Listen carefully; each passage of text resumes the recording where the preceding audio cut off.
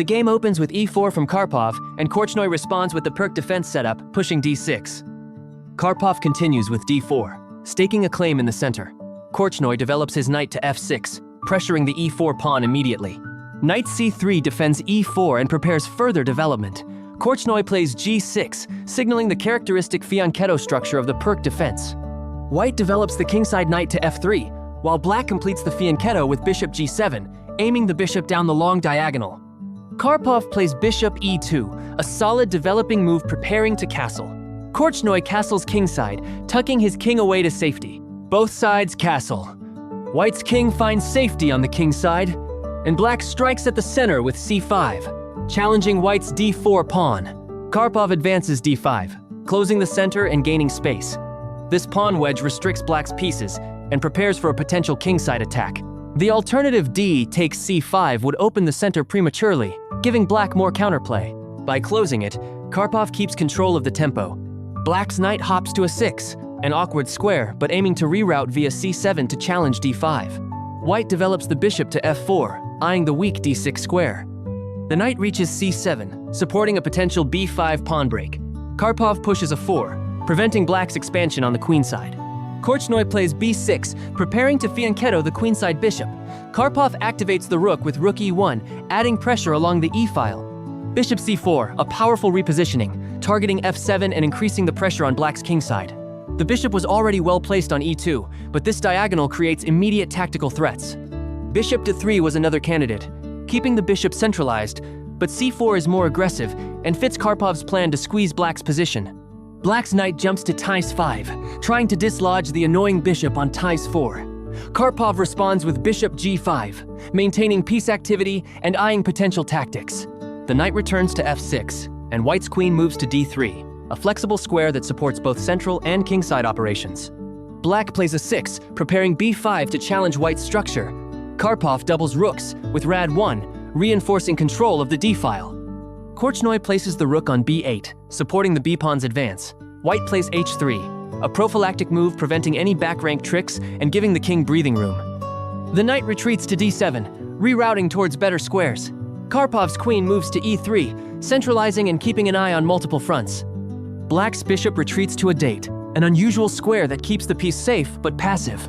White plays bishop.h6, a strong move pressuring the fianchettoed bishop. Bishop takes g7. Karpov exchanges the key defensive piece, weakening black's king. While the bishop on g7 was black's pride and joy in the Pirc defense, removing it exposes the dark squares around the king.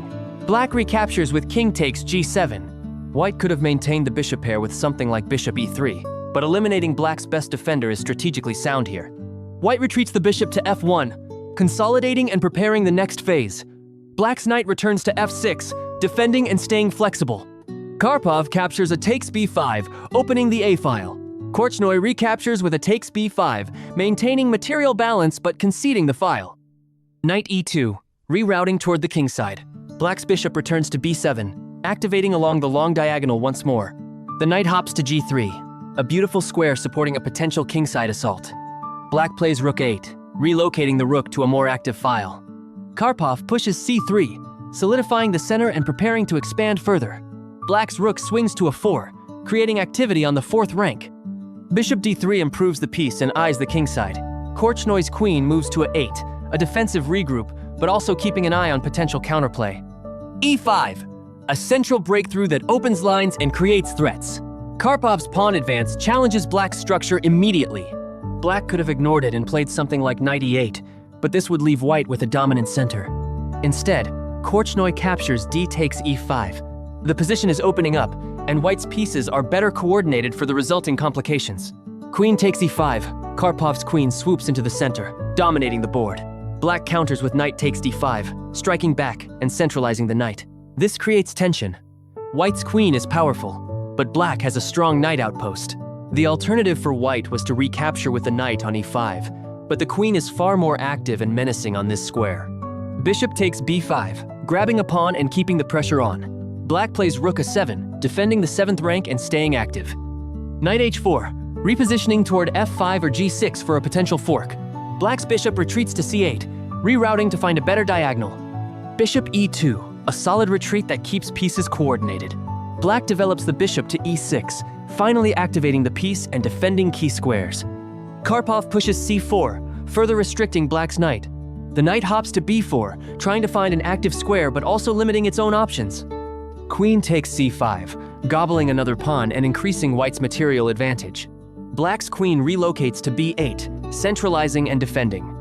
Bishop f1, a quiet consolidation move. Black activates the rook with rook c8, pressuring the c-file and creating threats. Queen g5, an aggressive queen maneuver, targeting Black's weakened kingside and threatening multiple pawns. The king retreats to h8, getting out of potential danger but also moving into a more passive position. White could have played queen e5 to centralize, but queen g5 directly attacks g6 and f6, putting immediate pressure on Black's defenses. Rook d2, doubling on the d-file and preparing to invade. Black's knight jumps to c6, trying to coordinate a defense. Queen h6, a menacing move threatening checkmate patterns. Black defends with rook g8, guarding the back rank. Knight f3, rerouting back to support the attack. Black's queen moves to f8, defending and trying to trade pieces to relieve pressure. Queen e3, keeping multiple threats alive. The king moves to g7, centralizing slightly, but still under heavy pressure. Knight g5, a brilliant knight maneuver, attacking e6 and preparing tactical blows. Black's bishop retreats to d7, desperately trying to hold the position together. White could have played knight h5 check, but knight g5 keeps the pressure more flexibly and prepares devastating discoveries. This move tightens the noose around Black's position. Karpov pushes b4, advancing the passed pawn with devastating effect. Black's queen retreats to a point 8, running out of good squares. b5, the pawn marches forward unstoppably. Black's knight jumps to a 5, trying to blockade, but it's too late. b6, the passed pawn reaches the 6th rank, and Black's position collapses completely. The rook on a7 is pinned and helpless, and there's no way to stop the pawn from promoting without catastrophic material loss. Korchnoi could have tried moving the rook with rook b7, but White simply plays knight takes e6 check, winning decisively. This move seals the game. Black resigned immediately, unable to prevent the pawn's coronation. The b-pawn, so humble at the start, becomes the hero of the endgame. A masterclass in positional domination by Anatoly Karpov.